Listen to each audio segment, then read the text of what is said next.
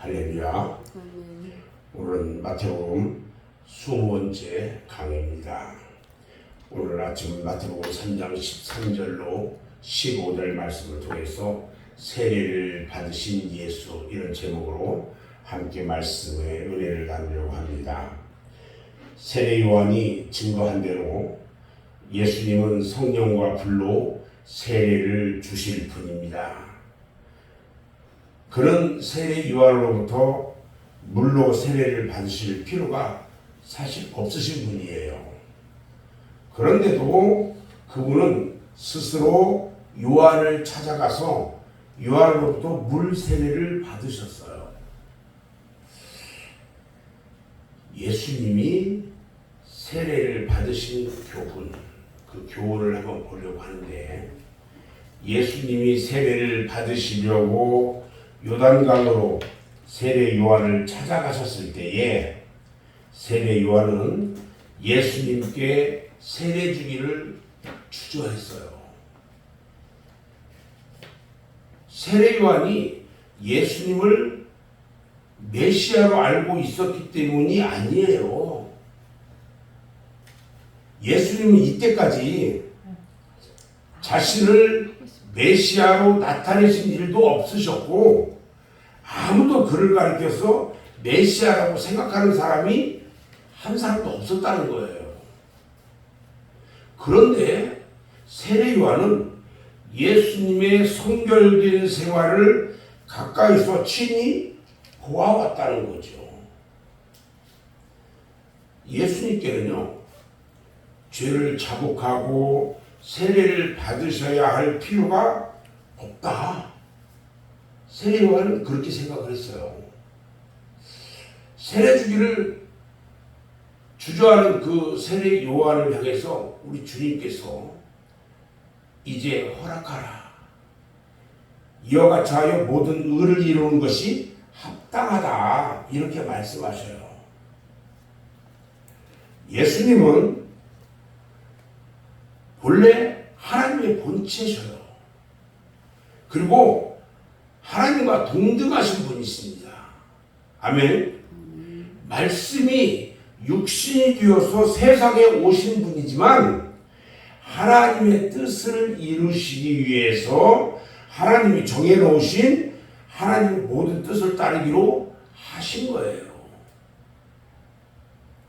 다음에 예수님이 세례를 받으신 이런 태도는요, 누구나 본받아야 할 것임을 교회에 몸소 보여주신 거예요.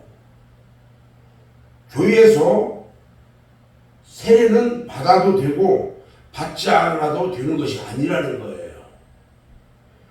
성부와 성자와 성령의 이름으로 받으라고 하신 예수님의 명령에 의해서 그리스도의 생명적인 연합을 이루는 모든 그리스도인들은 모두 세례를 받아야 한다는 거예요.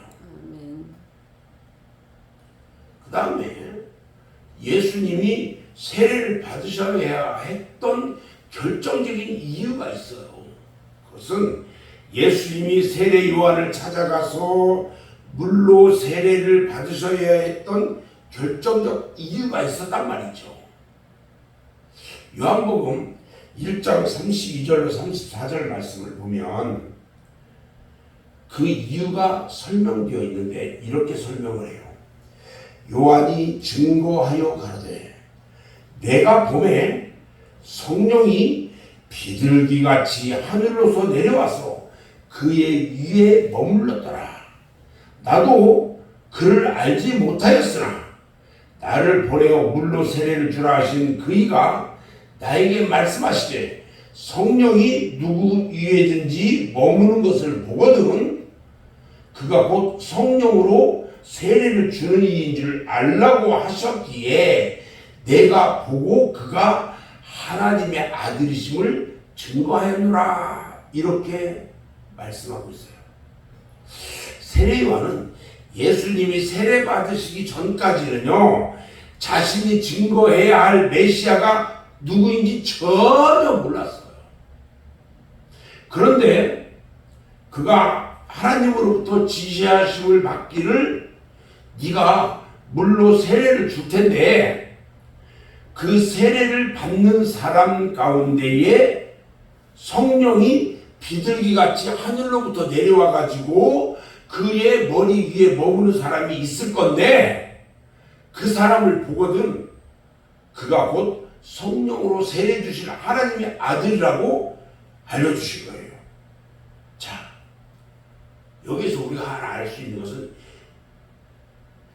예수님이 세례를 받으시려고 내려왔을 때 예수님 머리 위에 성령이 머무는 것을 비둘기처럼 내려와서 머무는 것을 모든 사람들이 다 봤을까요? 아니에요.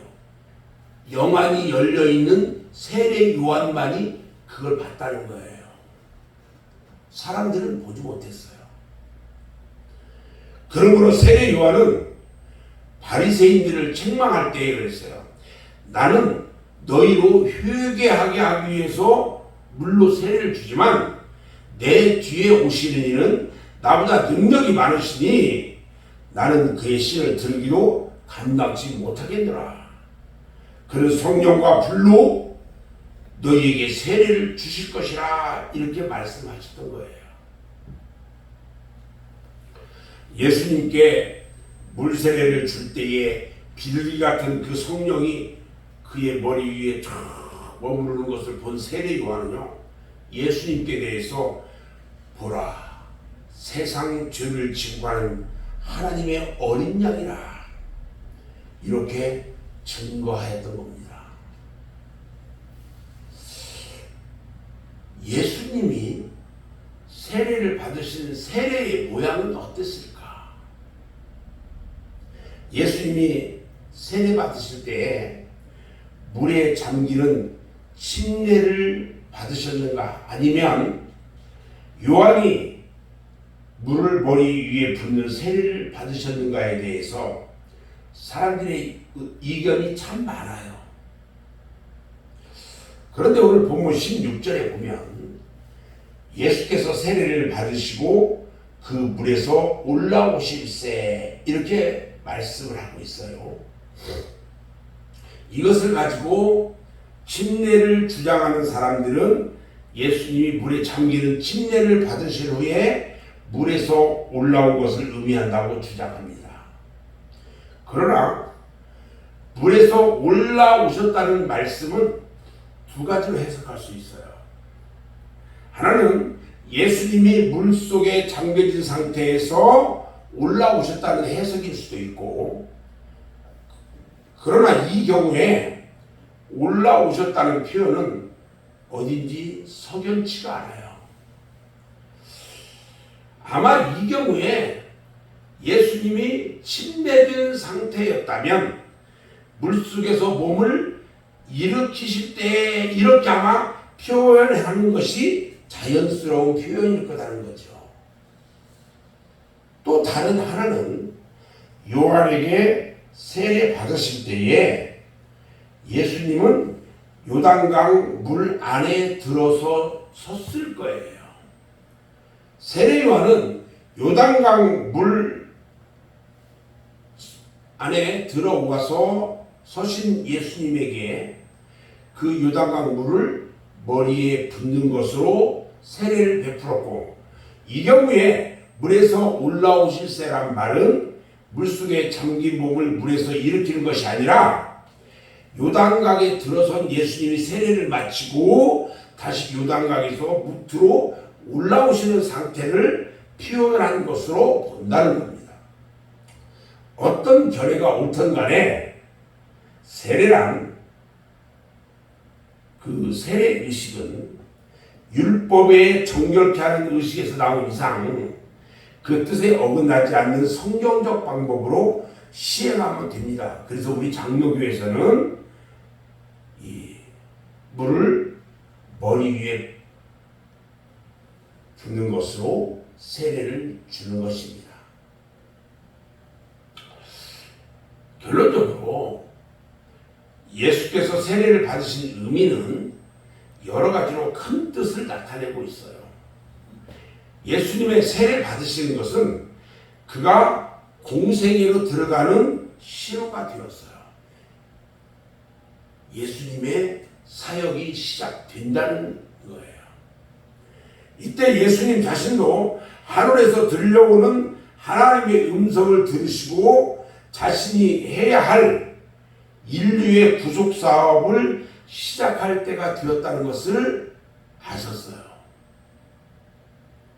우리도요, 세례 요한처럼 이 같은 관점에서 그리스도의 세례 받으심에서 그의 하나님의 아들 되시는 증거를 확인해야 한다는 거예요. 우리는 오늘 예수님의 그 사역의 시작됨을 통해서, 그리고 이 인류의 구속 사업을 시작하는 그 시점을 통해서 우리도 주님의 그 복음 사역을 증거하는 증거자로서의 삶을 살아가기에 부족함 없는 저와 여러분 모두가 되시기를 주님의 이름으로 축원합니다. 아멘.